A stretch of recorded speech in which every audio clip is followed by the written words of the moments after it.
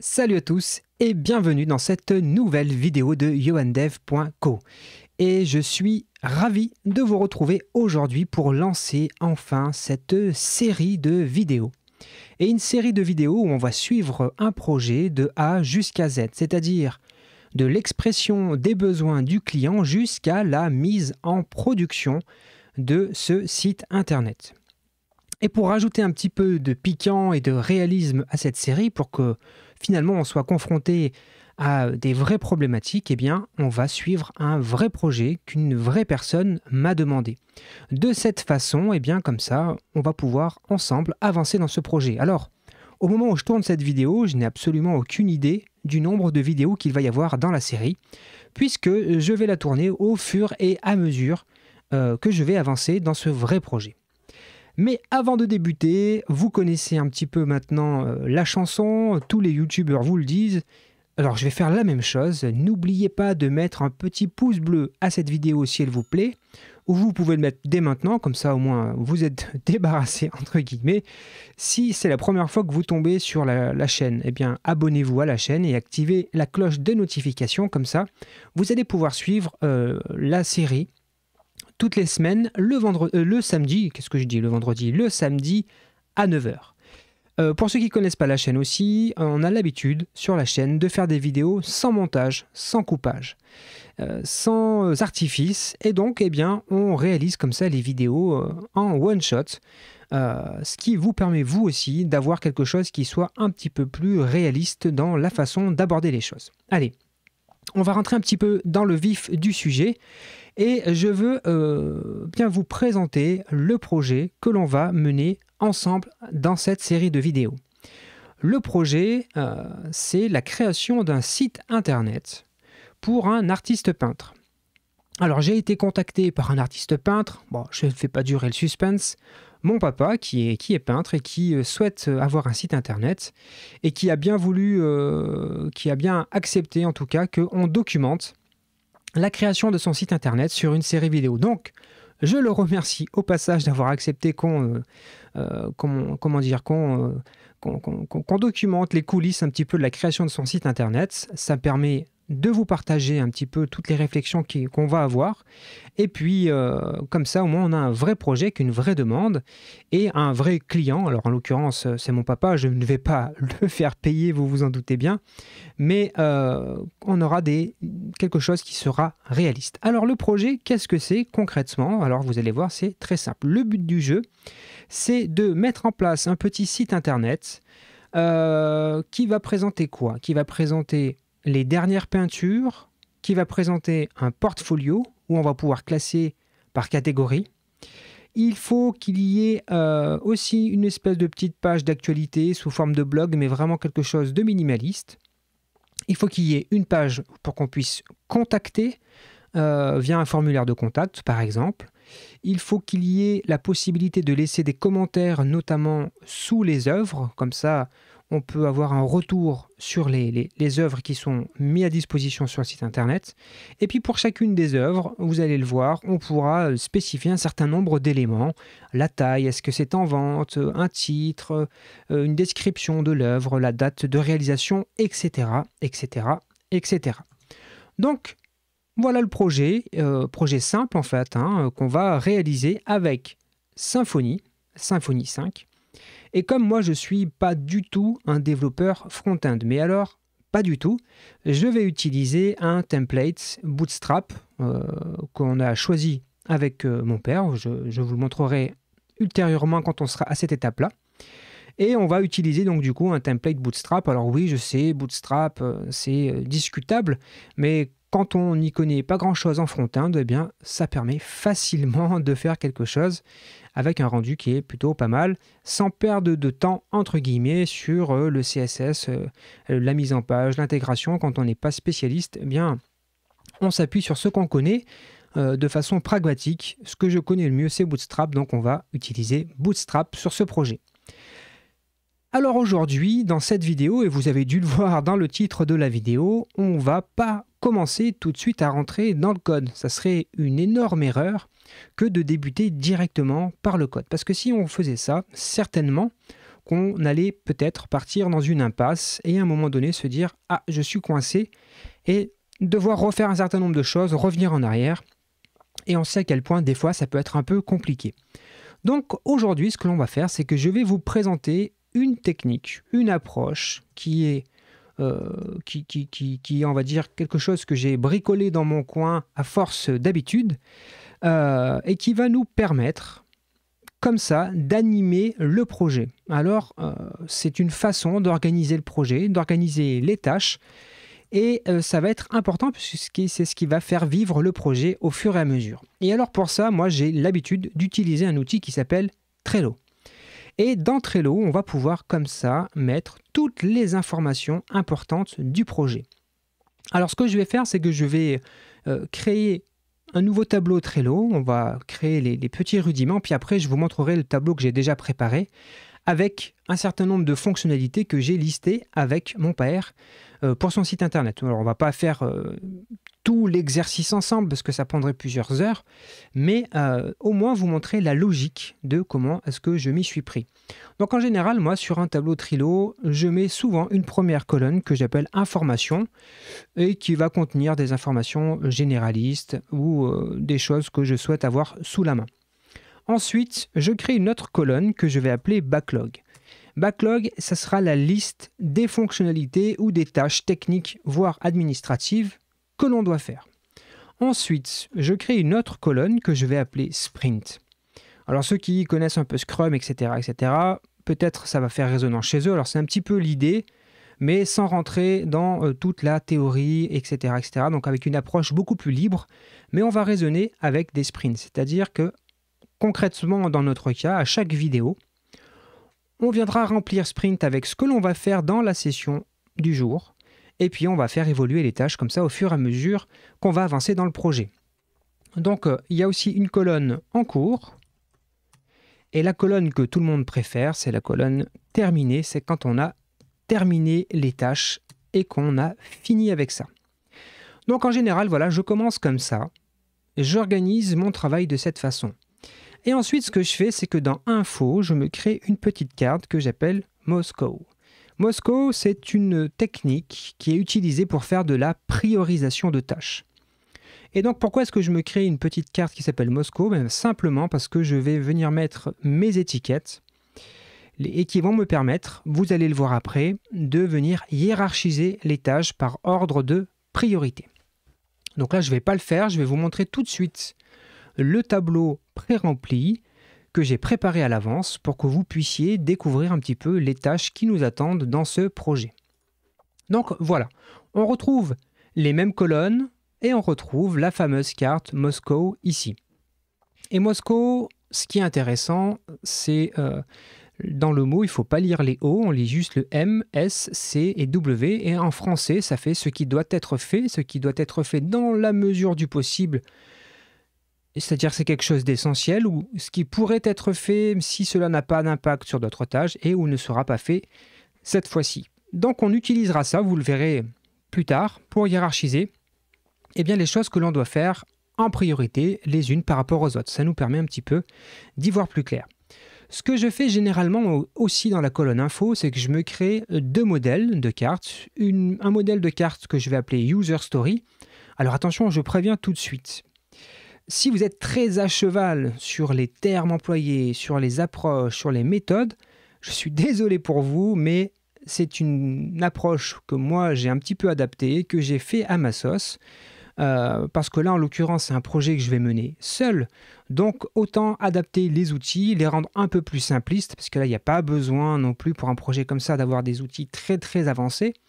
Voilà, une petite approche comme ça, relativement simple mais pratique à utiliser, c'est parfait. Donc je crée deux modèles de cartes. Je crée un modèle de carte que j'appelle User Story et dans lequel, je vais essayer de zoomer un petit peu peut-être pour que vous y voyez mieux, voilà. Dans la description de la carte, il y a deux choses à remplir. En tant que utilisateur, le peintre, administrateur ou ce que vous voulez, je veux, et là on marque l'action que l'on veut réaliser. Donc c'est une forme de User Story.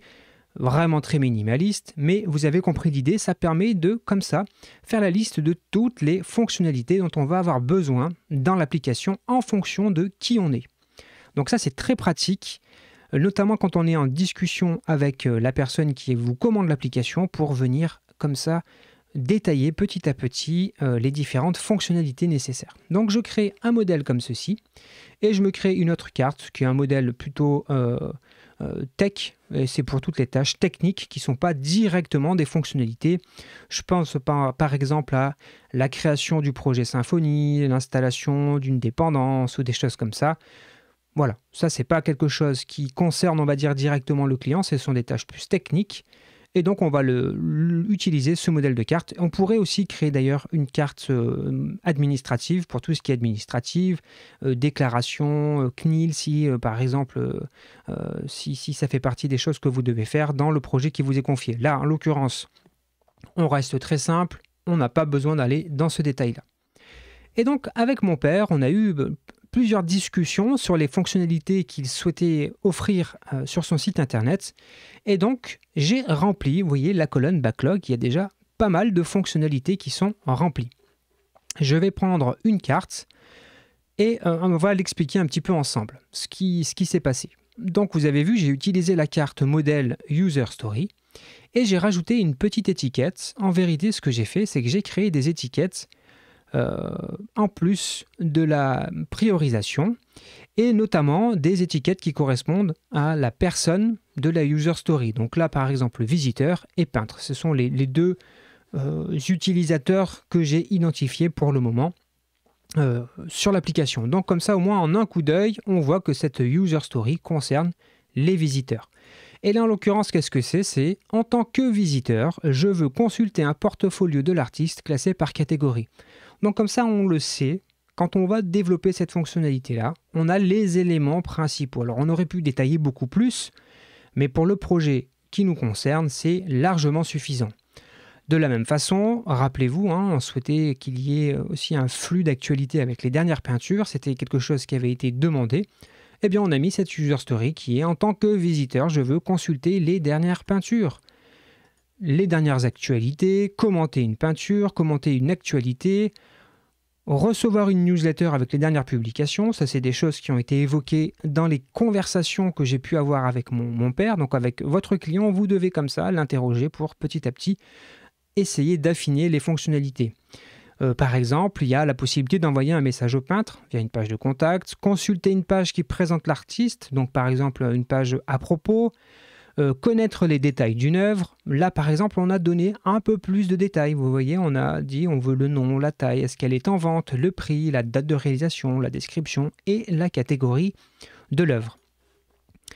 Ensuite, en tant que peintre, donc en tant que personne qui va alimenter le site internet, on veut publier une peinture, publier une actualité, se présenter dans une page à propos, recevoir des messages des visiteurs, modérer les commentaires sous actualité et mes peintures. Et vous voyez, avec la discussion, on s'est dit, ça sera fait a posteriori. Il n'y aura pas forcément une validation systématique de tous les commentaires, mais a posteriori, il peut y avoir une modération. Par exemple, il y a cette demande-là, de pouvoir connaître la fréquentation du site internet. Et donc, nous, ça sera une façon de se dire aussi, peut-être qu'il va falloir qu'on installe Google Analytics ou autre. Ce qui veut donc dire mettre en place un bandeau spécifique pour expliquer que le site utilise des cookies. Donc, tout ça, ça va nous permettre aussi de driver un petit peu la façon dont on va avancer dans le projet et de toutes les différentes fonctionnalités qu'on va devoir implémenter. Il y a des fonctionnalités aussi qui correspondent à plusieurs profils. C'est par exemple consulter le site internet depuis un smartphone, une tablette ou un ordinateur. Mais pour ça, j'ai envie de dire que c'était sous-entendu, mais une fois que c'est écrit, c'est mieux. Au moins, c'est ce qui est pensé et posé quelque part. Au moins comme ça, c'est clair pour tout le monde. Et puis après, il y a des tâches un petit peu plus techniques, notamment créer le modèle de données UML. Et vous allez le voir, on va le faire juste après. Initialiser le projet Symfony, créer le dépôt GitLab, mettre en place une pipeline d'intégration continue GitLab pour s'assurer que tout au long du projet, on respecte un certain nombre de standards, mettre en place un environnement de dev avec Docker, création des entités, plus les tests unitaires, installation de Webpack, mise en place de Bootstrap, intégration du template. Et puis, vous voyez cette colonne-là, backlog, elle est telle qu'elle est aujourd'hui, mais en fait, au fur et à mesure du projet, on va nous-mêmes l'alimenter. Il y a des choses à laquelle on n'a pas encore pensé et on va venir l'alimenter au fur et à mesure.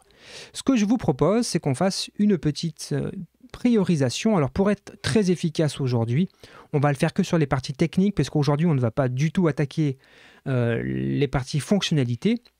Et donc, on va essayer juste en termes de technique d'utiliser la méthode Moscow pour hiérarchiser nos tâches. Par exemple, modèle de données UML, moi j'aurais tendance à dire que ça doit être fait, c'est sûr, c'est quelque chose de très important, il faut le faire dès le départ du projet et c'est ce qu'on va faire juste après. Initialiser le dépôt, on va dire que ça doit être fait, ça c'est ce qu'on va faire aujourd'hui. Créer le dépôt GitLab, ça doit être fait en même temps qu'on initialise le projet Symfony, c'est-à-dire que dès qu'on crée le projet Symfony, tout de suite, on le connecte, entre guillemets, à un dépôt GitLab. Qui dit utilisation de GitLab dit tout de suite, on n'attend pas, on met en place une pipeline. Pourquoi attendre? On peut le faire tout de suite, donc on n'attendra pas, on va faire ça tout de suite. Mettre en place un environnement de dev avec Docker, mais comme on ne va pas forcément coder aujourd'hui, on va dire que ça ne sera pas fait cette fois-ci. Créer les entités, ça ne va pas être fait cette fois-ci non plus, donc on peut mettre « ne sera pas fait cette fois-ci ». Pareil pour Webpack encore, on ne va pas le faire aujourd'hui, vous avez compris l'idée, et pareil pour les autres tâches. Donc évidemment, là, cette priorisation, elle vaut au moment où on l'a fait, et puis elle doit être sans cesse, comme ça, réévaluée. Donc si vous avez bien compris l'idée, toutes les user stories, pour le moment, elles seront en « ne sera pas fait cette fois-ci », puisqu'on n'a pas prévu aujourd'hui de le faire. Et donc aujourd'hui, ça y est, voilà, on a organisé notre projet, on a défini les tâches que nous devons réaliser, donc, eh bien, lançons-nous dans le projet, parce que finalement, c'est bien beau de parler, il nous faut nous lancer dans le projet. Et donc, rappelez-vous, on s'est dit qu'à chaque vidéo, on viendrait remplir la colonne sprint, et que notre sprint, finalement, durait le temps d'une vidéo. Et donc, aujourd'hui, on va se faire la modélisation de la base de données, enfin en tout cas le modèle de données en utilisant UML un peu bricolé, vous verrez. On va initialiser le projet Symfony, on va créer le dépôt GitLab et on mettra en place une pipeline d'intégration continue. Donc ça, c'est ce que l'on va faire aujourd'hui. Et la première chose que l'on va faire, c'est d'utiliser le modèle de données UML. Et donc, comme on va travailler dessus, on va la basculer dans la colonne en cours. Donc vous voyez, l'utilisation de Trello, ça permet comme ça de savoir à tout moment où on en est. Alors si vous étiez plusieurs sur le projet, vous pourriez même dire que c'est telle personne qui prend à sa charge la carte. Là, comme je suis le seul, on ne va pas s'embêter, entre guillemets, à utiliser cette fonctionnalité, mais sur un projet où il y a plusieurs personnes, vous pouvez vous attribuer ou attribuer à quelqu'un une carte ou vous mettre à plusieurs sur une carte. Et donc aujourd'hui, on va vouloir modéliser les données qu'on va manipuler, et pour ça on va utiliser une notation, enfin en tout cas une représentation standardisée, plus ou moins, je vais un peu la bricoler, qui s'appelle UML. Pour ça, moi j'utilise un outil qui s'appelle Lucidchart. Alors il y a plein d'autres outils qui existent pour faire de l'UML, mais moi j'aime bien Lucidchart parce que j'ai eu l'habitude de manipuler cet outil. C'est un outil qui est en ligne, il n'y a rien à installer, c'est super pratique. Donc on va tout de suite commencer à travailler là-dessus. Donc moi je vais faire créer à partir d'un modèle et je vais utiliser un modèle qui s'appelle classe UML. Je vais le lancer tout de suite. Et donc là, ça va ouvrir un nouveau projet qui est déjà pré-rempli avec des exemples. Donc ce que je vais faire, c'est que je vais tout vider. Je vais juste garder une classe et on va pouvoir travailler comme ça. Voilà. Donc nous, qu'est-ce qu'on va avoir à manipuler comme données dans notre application? Eh bien déjà, il va y avoir au moins un utilisateur, à savoir le peintre. Et maintenant, eh bien, qu'est-ce qu'il y a comme données qu'on va vouloir gérer pour le peintre? Il va y avoir un ID, il va y avoir un email, il va y avoir quoi? Un prénom, un nom. Quelles données on va pouvoir encore avoir besoin? Il va y avoir les rôles au sens Symfony, donc autant le faire apparaître ici. Il va y avoir évidemment un password. Et il va y avoir quoi? Il va y avoir un numéro de téléphone. Donc vous avez vu, j'utilise, à part pour phone number, des notations en français, puisque moi je suis français. Le projet sera utilisé par un utilisateur français, il n'a pas vocation à être utilisé à l'international. Donc je prends la décision de utiliser des noms de champs en français.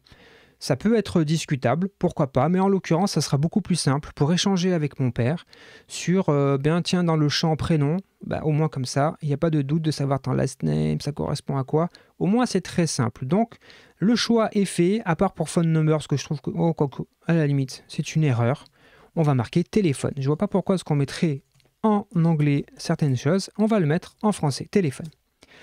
On sait qu'il doit aussi se présenter dans un à propos, donc on va le stocker aussi dans sa classe. On va le stocker ça à cet endroit-là. Et puis, je sais qu'il a aussi envie plus tard d'avoir un compte Instagram, donc on viendra aussi stocker ici son compte Instagram. Alors là, déjà, on a déjà une première idée des données qu'on va manipuler pour l'utilisateur, mais on va essayer d'être un petit peu plus précis et on va venir expliquer chacun des champs de cette classe-là, de quel type il va être. Donc l'ID, ça va être du integer, auto-increment, et ça sera note nulle. Email. Alors c'est là, vous voyez, logiquement, dans UML, j'aurais mis varchar, etc., etc. Là, je vais un petit peu tordre la chose et utiliser les types de champs disponibles dans les entités quand on génère des entités avec Symfony et Doctrine. Donc, je tords un petit peu la chose, mais ça sera plus simple quand on va vouloir créer les entités. Au moins, on aura directement ce qu'il faudra qu'on tape dans la CLI de Symfony.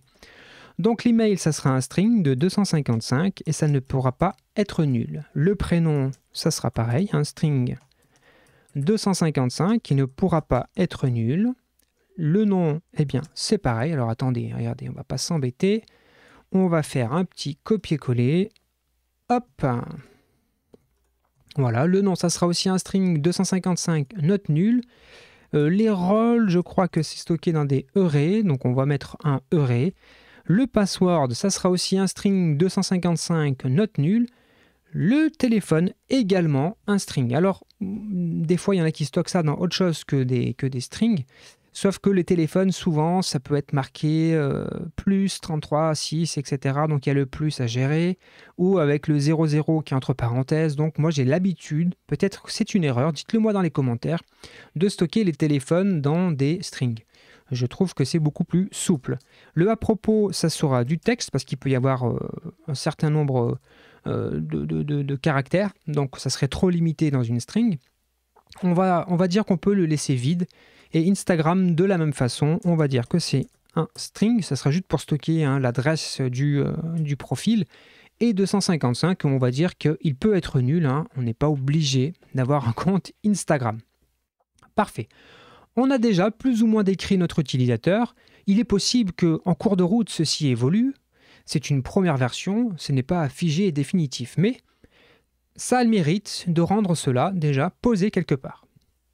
Alors, deuxième objet qu'on va manipuler, deuxième classe qui va nous intéresser, c'est les peintures.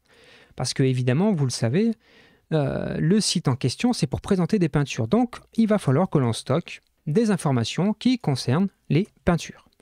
Donc, eh bien, de la même façon, il y aura toujours besoin d'un ID. Qu'est-ce qu'on va avoir besoin?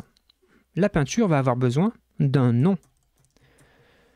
Hop, je vais juste récupérer ici le string avec le nom. Voilà, donc chaque œuvre pourra avoir son propre nom. D'ailleurs, ça sera obligatoire, elle ne pourra pas être nulle. On va vouloir stocker quoi? On va vouloir stocker la largeur. Ça sera du décimal. Et on va dire que ça pourra être... Voilà, ça ne dépassera jamais 6 chiffres et 2 après la virgule. C'est ça que ça signifie. On va le laisser nul si mon père ne souhaite pas le spécifier au moment où il publie une œuvre. Eh bien, ça ne sera pas problématique. Décimal, hop, 6,2, pareil pour la hauteur. Impeccable. Ensuite, on va vouloir savoir si est-ce que cette œuvre est en vente. Pour ça, on va utiliser un champ booléen, voilà, et il sera note nulle, c'est-à-dire qu'on devra obligatoirement expliquer si c'est une œuvre qui est en vente ou pas. Qu'est-ce qu'on va encore avoir besoin de stocker pour la peinture? Eh bien, le prix, ça sera du décimal. Et alors là, bon, qu'est-ce qu'on pourrait se mettre? Allez, on va être très très ambitieux. ça pourrait être très très cher. Mais bon, je pense qu'on n'arrivera jamais à ces ordres de grandeur, mais pourquoi pas. Allez, soyons fous. Comme ça au moins, on ne sera pas bloqué pour ça. Ensuite, on veut la date de réalisation de la peinture. Ça sera du date time. Est-ce que ça pourra être nul? Oui, parce que peut-être qu'il peut ne pas se souvenir à quel moment il a réalisé la peinture, ou peut-être que l'information n'est pas importante. On va voir la date à laquelle va être, comment dire, créer cette entrée-là dans l'application. On va l'appeler date. Ça sera aussi du date time. Parfait. Hop, date time. Qu'est-ce qu'on a d'autre encore? On va avoir besoin de la description de la peinture. Description, je vais y arriver. La description, ça sera du texte et ça sera note nulle. On veut absolument qu'il y ait une description systématiquement pour chacune des œuvres qui vont être postées sur cette petite application, ce petit site web.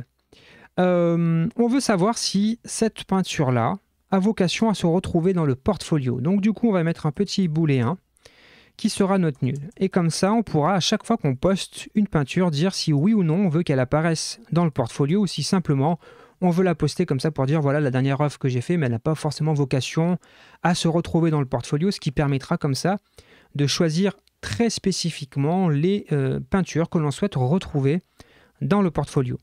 Ensuite, on va, pour chacune des peintures, générer un petit slug qui permettra d'avoir des adresses éventuellement qui sont un petit peu plus sympas. Donc ça sera du string 255 en note nulle. Et enfin, on va vouloir, et ça c'est important, stocker le chemin vers le fichier où va être stocké l'image de la peinture. Donc ça sera un champ qu'on va appeler file, ça sera du string 255 et ça sera note nulle. Voilà, déjà on a déjà créé notre utilisateur, notre peinture. Alors, on a dit qu'on voulait classer les peintures dans des catégories. Donc, créons-nous tout de suite une catégorie. Catégorie. Parfait. Qu'est-ce qu'on a besoin de stocker dans la catégorie? On a besoin, hop, d'un nom et d'une description. Et d'un slug. Hop, hop. Voilà, comme ça, on est efficace. Donc notre catégorie, elle aura un ID évidemment, le nom de la catégorie, la description et un slug pour avoir aussi la possibilité de générer des URL sympathiques. On va mettre maintenant tout ça en musique, c'est-à-dire qu'on va connecter tout ça. On va expliquer de quelle façon vont être connectées ces données les unes aux autres. On va d'abord commencer par expliquer qu'une peinture est forcément connectée à un utilisateur et on va expliquer le type de relation. On va dire qu'une peinture ne peut avoir qu'un seul utilisateur, un seul peintre. Et un utilisateur peut avoir 0 ou une infinité de peintures. De cette façon, eh bien, vous avez déjà en tête ce qui va se passer quand on va créer les entités. Ça va nous permettre de savoir si c'est une many-to-one, une many-to-many. Donc on a déjà, ça nous permettra, quand on va attaquer réellement la création des entités, d'être beaucoup plus rapide et d'être beaucoup plus clair sur ce que l'on veut faire. De la même façon, on a dit qu'une peinture devait être classée par catégorie. Donc on va connecter ces deux classes entre elles et puis on va spécifier la nature de la relation. Et là, c'est simple, une peinture peut être dans plusieurs catégories et une catégorie peut contenir une multitude de peintures. Donc on va laisser la notation 0 ou une infinité de possibilités.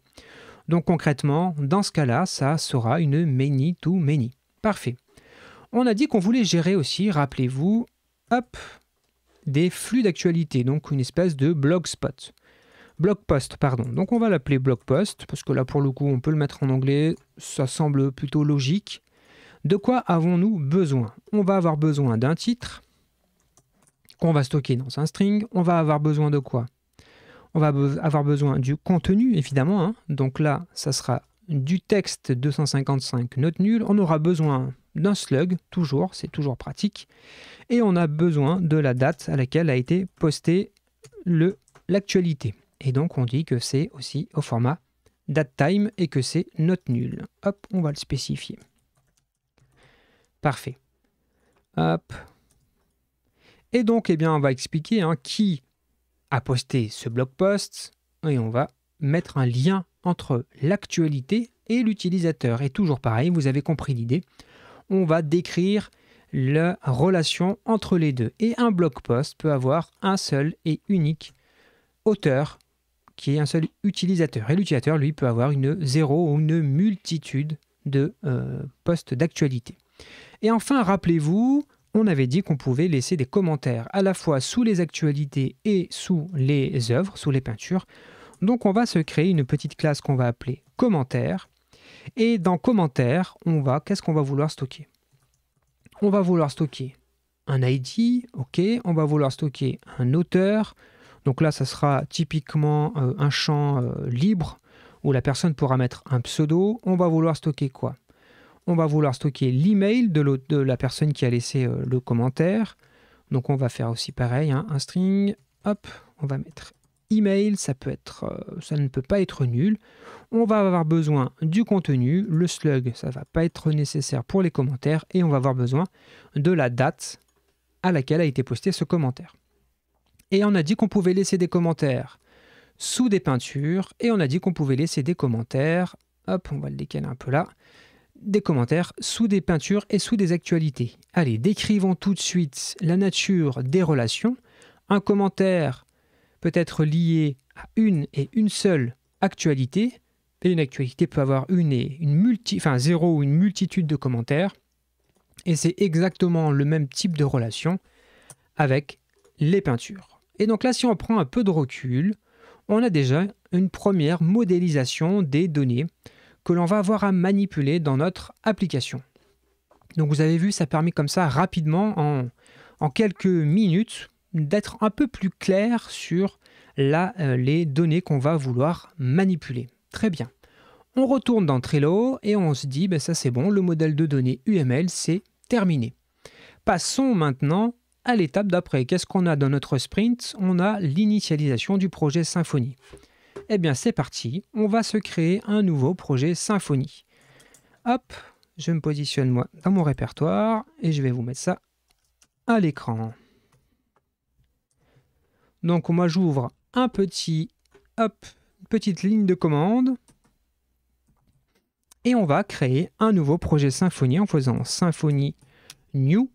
Comment est-ce qu'on va appeler cette peinture? Eh bien, ce projet. Alors, je vais l'appeler du nom de mon père, Antoine Bernabeu. Comme ça, je sais que le projet, il aura le prénom et le nom de mon père, mais vous imaginez avec le nom de votre projet. Et on va mettre --full, puisque là, on veut fabriquer un site internet. Donc, autant prendre la version complète avec tout ce qui va bien pour fabriquer un site internet. Allez, on se crée le projet Symfony. Là, on n'a pas grand-chose à faire, hein. Vous avez vu, cette tâche-là est très simple. Il suffit simplement d'utiliser la commande Symfony qui permet de créer un nouveau projet. Et on va rentrer dans le répertoire. Parfait. Et là, si j'ouvre ce répertoire, dans un éditeur de code, eh bien, on retrouve l'ensemble des fichiers habituels pour un projet Symfony. Parfait. Ce qui pourrait être intéressant dans la tâche d'initialisation ici de Symfony, c'est de rajouter peut-être un fichier README. Alors pour ça, moi j'utilise un site qui s'appelle Make README, qui donne un petit modèle sympathique de README. Voilà, hop, on va copier ce contenu-là et on va le mettre tout de suite à la racine du projet. C'est une bonne pratique de tout de suite se le créer, de ne pas attendre plus longtemps. Voilà, on n'a pas besoin pour le moment de mettre tout ça. Hop, on va juste mettre ça et on va dire que c'est Antoine Bernabeu, le nom du projet, et on va dire que Antoine Bernabeu est un site internet présentant des peintures. Voilà, donc là c'est super minimaliste, mais vous allez voir qu'on va régulièrement venir mettre à jour ce fichier-là, notamment sur les différentes commandes à passer pour mettre à jour, toutes les informations nécessaires. Si demain un autre développeur arrive, il va voir le README et il comprend ce qu'il a à faire, il sait comment fonctionne votre projet. Parfait. Maintenant, allons voir les tâches que l'on a à faire. On a initialisé le projet Symfony. Parfait. Il nous faut créer le dépôt GitLab. Eh bien, allons-y. On va se créer le dépôt GitLab. Oui, je le fais en direct avec vous, vraiment c'est du temps réel. Donc je vais faire nouveau projet, projet blanc. Comment est-ce qu'il va s'appeler? Il va s'appeler Antoine Bernabeu. Je vais le stocker sur mon dépôt privé et c'est exceptionnellement, cette fois-ci, je ne vais pas rendre le code public pour la simple et bonne raison que plus tard, je vais intégrer un template qui est soumis à licence. Et donc, je ne souhaite pas forcément que vous puissiez accéder au code source, mais évidemment, si vous avez besoin de certaines parties qu'on va coder ensemble, vous aurez tout à l'écran. Donc, voilà, vous avez toutes les informations. Simplement, le code source ne sera pas accessible sur le dépôt. Le dépôt sera privé puisque c'est un vrai projet et je ne peux pas me permettre de vous partager complètement les sources. J'espère que vous comprendrez. Voilà, donc je vais faire créer le projet. Et de cette façon, hop, ça me crée le dépôt GitLab. Mais alors moi, ce que j'aime bien avec GitLab, c'est qu'il nous donne tout de suite les petites commandes à taper dans le projet. Donc on va le faire, hop, on va suivre les indications. On va rajouter le remote dans notre projet. On va ajouter l'ensemble des fichiers. On va faire un petit commit qui va s'appeler initial commit. Et ensuite, on va pousser ceci sur le dépôt GitLab. Donc là, c'est bon. Logiquement, si je rafraîchis ici, on va se retrouver avec notre projet Symfony et notre petit README qui s'affiche ici. Parfait, on est parfait. Donc on peut dire que le dépôt GitLab, c'est bon, il a été créé. Et dernière tâche que l'on va créer aujourd'hui, c'est qu'on va vouloir mettre en place une pipeline d'intégration continue. Parce que tant qu'à faire, autant la mettre en place tout de suite avant même de commencer à coder. Comme ça, au moins, vous êtes certain que vous serez toujours, en tout cas, vous allez vous forcer à respecter les bonnes pratiques. Donc, on va se créer un petit fichier à la racine de notre projet qu'on va appeler .gitlab-ci.yml. Donc, il suffit de créer un fichier avec ce nom-là pour que votre pipeline d'intégration continue existe. Et alors là, je vais en prendre une qui existe déjà. Je ne vais pas aller plus loin. Sachez que j'ai déjà mis à disposition sur la chaîne une vidéo beaucoup plus complète sur la pipeline d'intégration continue avec GitLab. Donc je mettrai, hop, ici, là, en haut, tout en haut, une petite fiche qui vous mettra un lien vers cette vidéo qui décrit plus profondément comment on peut mettre en place une pipeline d'intégration continue. Donc là, je vais juste rapidement la décrire en quelques minutes. Ça va être une pipeline qui va être jouée dans une image Docker qui provient de ce dépôt-là. Je vous laisserai découvrir dans la vidéo l'intérêt d'utiliser cette image-là. On explique qu'on va faire avant d'exécuter les tâches un composer install. On va mettre en cache la partie vendor, ce qui va éviter d'avoir en permanence à retélécharger les bibliothèques. Et ensuite, on a un certain nombre d'étapes qui vont être jouées. 3 étapes en l'occurrence, une étape Security Checker qui va utiliser un outil qui s'appelle Local PHP Security Checker et qui va aller vérifier le fichier composer.log. Alors l'intérêt du fichier composer.log qui est ici, c'est qu'il y a les versions des différentes librairies externes que vous utilisez et la version précise que vous utilisez. Et cet outil-là va vérifier s'il y a oui ou non des failles qui sont connues pour les librairies que vous utilisez. Donc simplement, ça vous permet de savoir si vous avez des failles de sécurité dans les librairies externes que vous utilisez qui ont été détectées. Ensuite, on a quelques tests statiques avec PHP-CS, PHP-Stan et Twiglint. Simplement, ces outils-là vont faire une analyse statique et ils vont vérifier si on respecte un certain nombre de standards et notamment, par exemple, pour PHP-CS, si on respecte bien le standard PSR2. Et pour Twig, simplement, si on respecte bien, par exemple, la façon d'indenter le code, si on respecte bien la façon de styliser notre code. Et enfin, dernière étape, ça sera les tests unitaires qu'on lancera avec PHP Unit. J'ai envie de dire que là, il ne nous reste plus qu'à faire le commit et on va dire qu'on a ajouté la GitLab CI. Et on fait un push comme ça au moins. Si on va sur notre dépôt GitLab, hop, qui est ici, et si on rafraîchit, vous allez voir qu'il a lancé, effectivement, on voit bien ici qu'il y a une pipeline qui est en cours d'exécution et qui va maintenant, à chaque fois qu'on va faire un commit, qui va exécuter, vous voyez, les différentes tâches qu'on a décrites dans le petit fichier gitlab-ci.yml.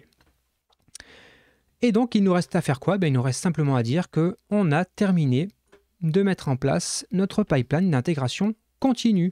Et vous allez voir, on ne va peut-être pas attendre, mais ça va exécuter les différentes tâches et puis ça va nous permettre de nous assurer que notre code est en bon état, qui respecte les bonnes pratiques. Voilà, écoutez, on est arrivé au bout de cette première vidéo et je sais que peut-être vous allez être un peu frustré parce qu'on n'est pas rentré encore dans le code. Mais lorsqu'on conçoit une application, lorsqu'on conçoit un site internet, alors là c'est en mode accéléré, il y a tout un tas de questions qu'il faut se poser avant de rentrer dans le code. Parce que plus on va se poser les questions avant de rentrer dans le code en tant que tel, plus ça va être simple, entre guillemets, de dérouler le développement. Puisqu'en fait, la conception, les grands principes de votre application auront été déjà décidés, en partie en tout cas, avant de vous lancer dans le développement pur en tant que tel. Donc moi, j'ai cette habitude d'utiliser ces deux outils que je vous ai présentés aujourd'hui, Trello, pour l'organisation du projet. Et c'est d'autant plus important quand vous êtes plusieurs intervenants, mais même quand vous êtes seul, je trouve que c'est vraiment essentiel d'avoir ce genre d'outil.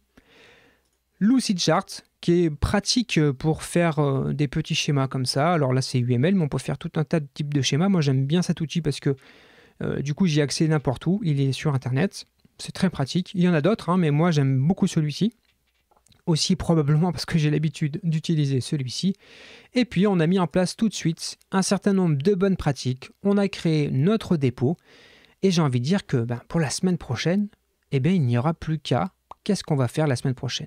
On va remplir tout de suite la colonne sprint, comme ça la prochaine fois, elle sera déjà remplie.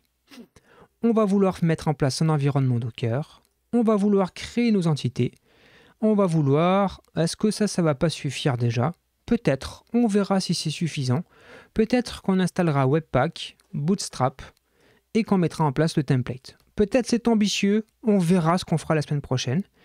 En tout cas, écoutez, j'espère que cette vidéo vous a plu. Si c'est le cas, eh bien, laissez un petit commentaire en dessous dans la partie commentaire, pardon. Si vous avez aimé la vidéo, n'hésitez pas à mettre un petit pouce bleu. Si vous n'êtes pas abonné à la chaîne, abonnez-vous à la chaîne. Si vous avez, je sais pas, si cette façon de gérer les projets vous semble intéressante, dites-le nous dans les commentaires. Si au contraire, ça vous paraît être une aberration, ce que je vous ai présenté aujourd'hui, dites-le aussi dans les commentaires. Je serais très curieux d'échanger avec vous sur le sujet. J'ai hâte qu'on soit à la semaine prochaine pour rentrer dans le code, pour mettre en place pour de vrai ce projet. Je sais que mon père est très impatient d'avoir la suite et je vous souhaite à toutes et à tous une excellente fin de journée, fin de nuit, bon courage aux insomniaques et je vous donne rendez-vous samedi prochain, 9 h. Ciao!